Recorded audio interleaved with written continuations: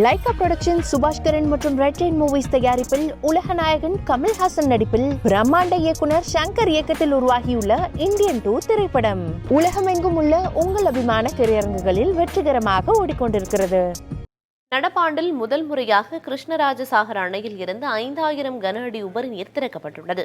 கிருஷ்ணராஜசாகர் அணையின் 124.80 அடியில் தற்போது 118.10 அடி வரை நீர்மட்டம் உயர்ந்துள்ளது. கிருஷ்ணராஜசாகர் அணைக்கு தொடர்ந்து நீர்வரத்து அதிகரித்துள்ளது. குறிப்பாக ஹாரங்கி, ஹேமாவதி ஆகிய அணைகளில் இருந்து அதிக அளவில் உபரி நீர் வெளியேற்றப்பட்டு வருகிறது. ஹாசன், மண்டியா ஆகிய மாவட்டங்களில் கனமழை பெய்வதாலும் அணைக்கு நீர்வரத்து அதிகரித்துள்ளது. இதனால் அணையில் இருந்து 5000 கன அடி நீர் வரை உபரி நீர் வெளியேற்றப்பட்டு வருகிறது. இது மேலும் அதிகரிக்க வாய்ப்புள்ளதால் கரையோரம் வசிப்பவர்கள், தாழ்வான பகுதிகளில் வசிப்போர் பாதுகாப்பாக இருக்கும்படி எச்சரிக்கை விடுக்கப்பட்டுள்ளது.